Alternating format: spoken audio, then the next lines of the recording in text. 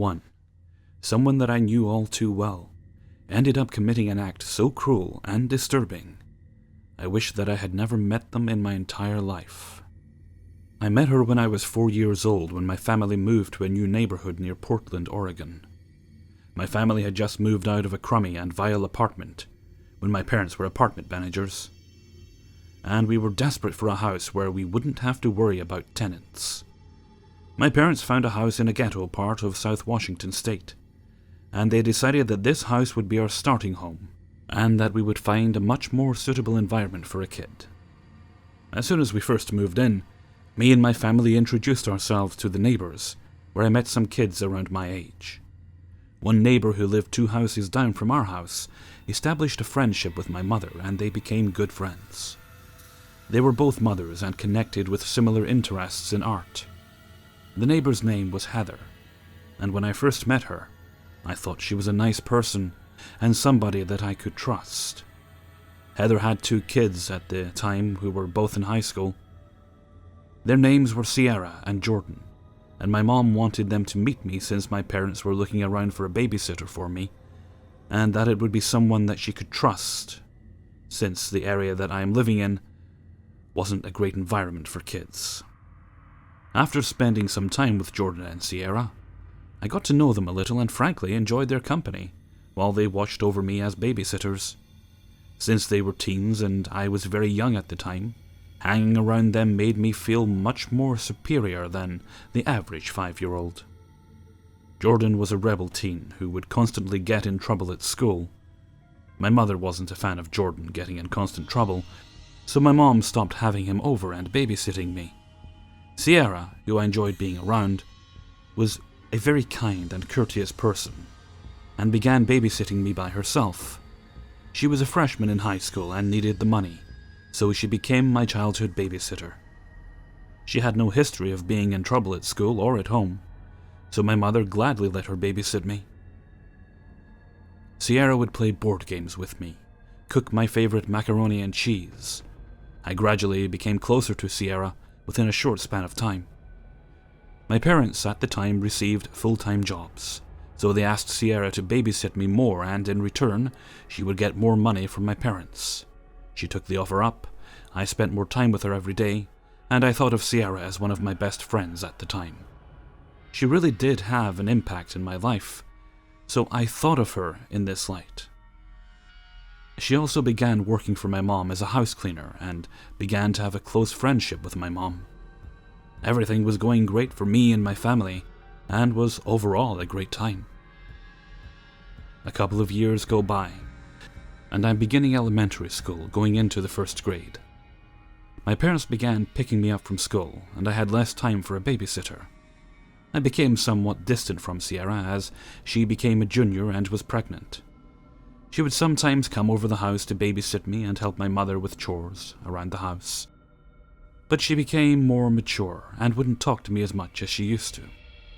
Her mother, Heather, had a severe medical condition which caused her to have constant painful headaches that she would often experience days at a time. Heather stopped talking to my mother and became a recluse, staying inside of her house with Jordan and Sierra. Sierra's demeanor began to change as her mother began to descend, which was understandable at the time, since her mother was going through a rough time. I didn't talk to her after I had heard about her mother, since I didn't want to mention her mother to her. She began displaying an odd change of behavior and started to get in trouble at school.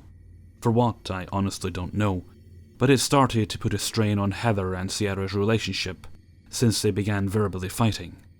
Sierra would scream at Heather and flip out on her for very insignificant reasons. My mother grabbed wind of the altercations and told Sierra she couldn't babysit me, but could help my mother when I wasn't there. She started helping my mom again, and my parents would see her often in the house. One day Sierra was helping my mom clean the basement, when she asked my mom if she could use our bathroom. My mom said yes, and began the way upstairs. She came back down to the basement 5 minutes later, and finished cleaning the basement at the time. Later that day, my mother has to use the restroom, and when she walked in, saw what looked like a diary on the bathroom sink.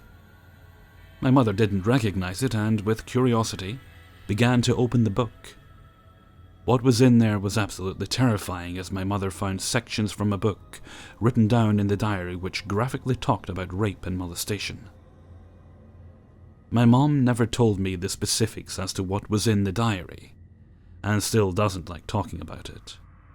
When looking through the diary, my mom found several depictions of rape with written sexual scenarios and how they all felt. My mother found Sierra's name on the back of the diary, and immediately called Heather and confronted her about Sierra's diary. Heather stated that Sierra had taken cuts from one of her books and began writing them down in her diary. Heather acted as if Sierra did this all the time and it was no big deal.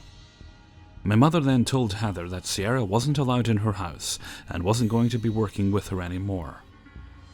She purposely left that diary there, but for what reason? I honestly don't know. Then, the allegations started. Sierra had begun to claim that my neighbor Rodney had sexually assaulted and raped her.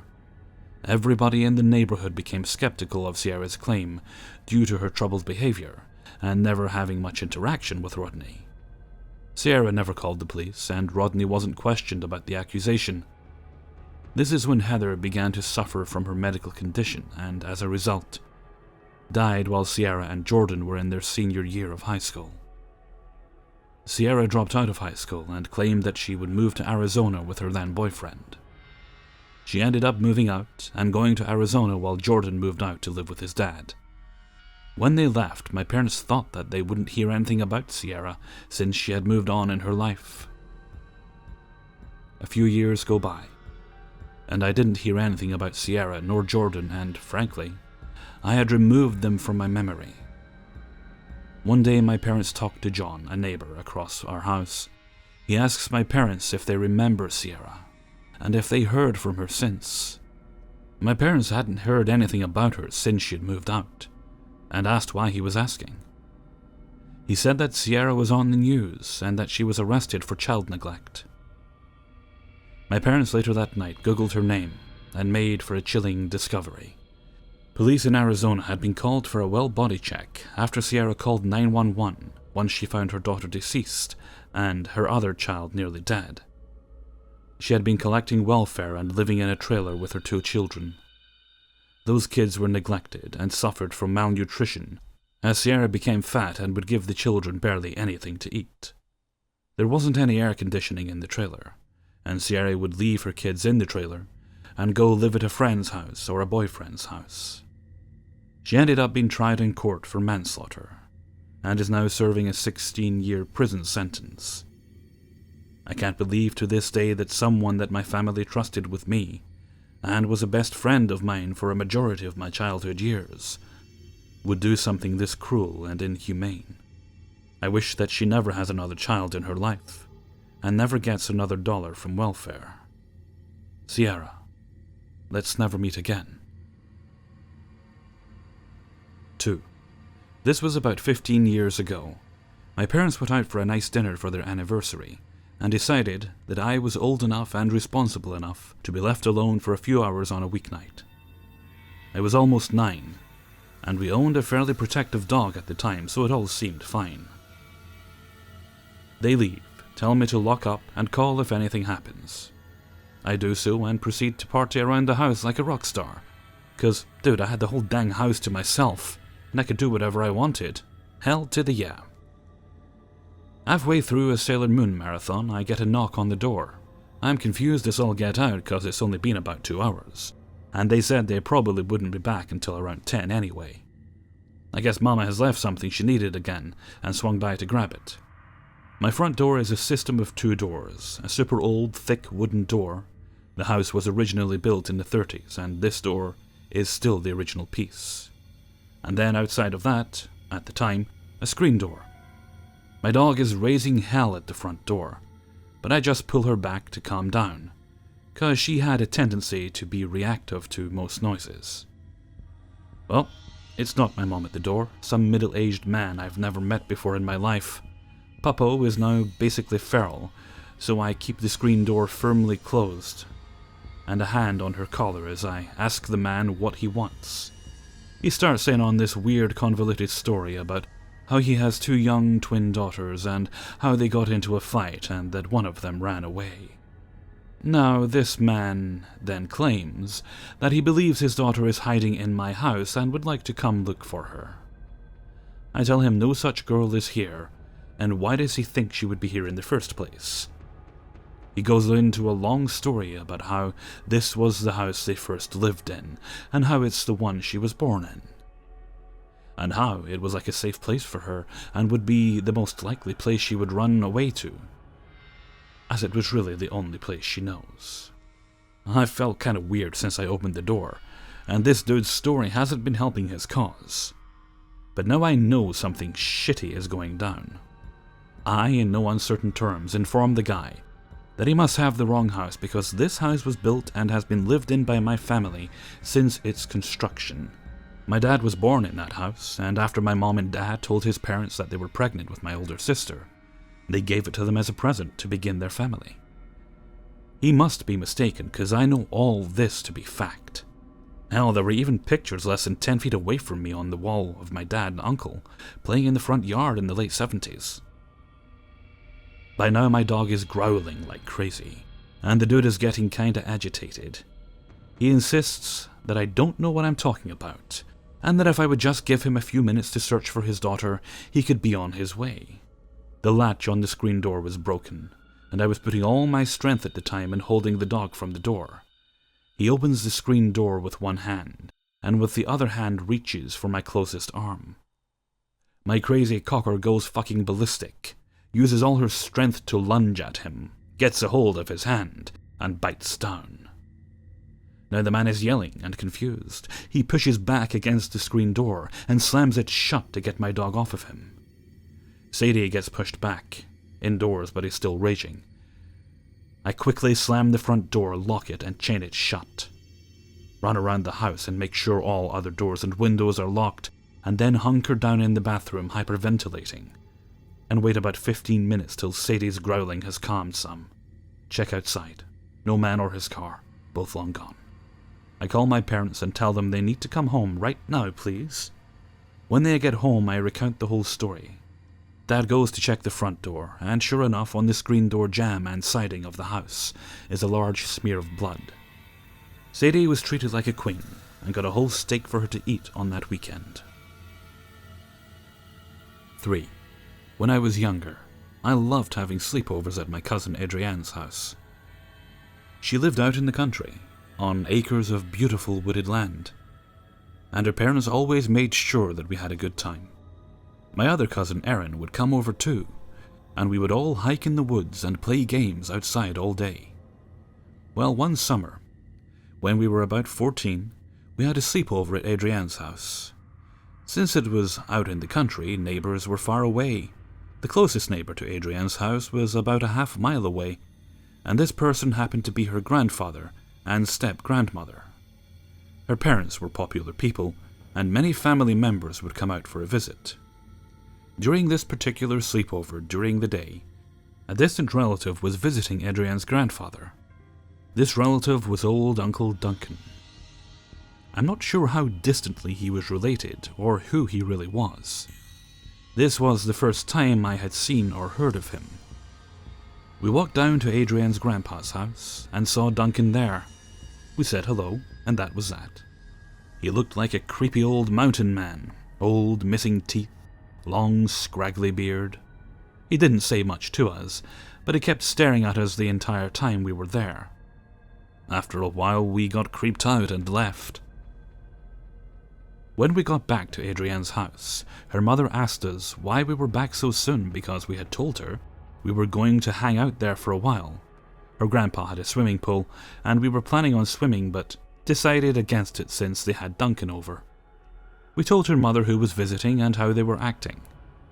And her mom looked at us with a very serious face. She said, "Don't ever be alone around Duncan. Do you understand?"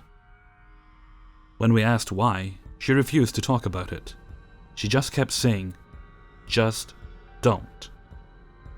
After a while, we busied ourselves with teenage girl things, like painting our nails and watching TV, etc. We forgot all about Duncan. We decided it would be fun to camp out in the woods at night. This was something we did all the time, so we set everything up and got a bonfire going. We had a really great time hanging out and roasting hot dogs, marshmallows, and all that good campy stuff. We even returned to her grandpa's house and went swimming since we saw that Duncan was gone, and her grandpa said it was okay. We started getting tired and got ready to sleep in the tent. The fire was down to embers and we snuggled up into our sleeping bags and started to fall asleep. I'm halfway there when my cousin Erin, who is laying next to me, grabs my arm. "Ow!" I said loudly. "What the hell?" "Shh," Erin said. "I hear footsteps outside the tent." I think she's full of shit and trying to scare us, and I say as much. But she keeps insisting that she's hearing footsteps. Adrienne eventually hears us whispering and wakes up, then joins in the conversation. She doesn't believe Erin either, but sits up slowly and listens carefully. We wait about 5 minutes in silence when we do hear heavy footsteps right outside our tent door. We all agree that we hear it with a silent nod and looks of terror on our faces. Adrienne, who's a country girl, always has a pocket knife on her. She pulls it out of her boots that are inside the tent and pulls the blade out. She motions for us to come in close and whispers, "On 3, we run for the house." Since her house is only about a football field's length away from our campsite, we all agree. She counts, and we rip the tent door open and run for all it's worth. We don't see anything, but we think we hear someone chasing us. Eventually we get to her house, and the back door is unlocked because they live in the country and normally don't worry about it. We lock the door behind us and pant in relief. We then walk into her room, we collapse on the bed and start laughing about how we were paranoid, and we're sure no one was there. It doesn't take long for us to fall asleep. I wake up to my cousins freaking out the next morning. I ask why they won't stop shrieking, and Adrienne shows me a piece of paper. Apparently it was slipped under her door in the middle of the night, because she found it when she got up to go to the bathroom that morning. It was on the back of an old receipt, and it was in blue pen. All it said was, "Sorry I missed you. Love, Uncle Duncan." We show the note to Adrienne's mom, and her mom explains that Duncan is a convicted child molester, which is why she doesn't want us to be alone around him. We show her the note, and she calls the police. I haven't seen or heard anything about Uncle Duncan since. Hey everybody, Hellfreezer here, and thank you very much for listening to 3 True Scary Stories, episode 250. Thank you very much to everybody who allowed me to use their stories in this video, and screw you to the guy who's been running around on a dirt bike while I was trying to record that last story. And with that, I'm going to leave you all for now. So until next time, thank you very much for listening, and take very good care of yourselves.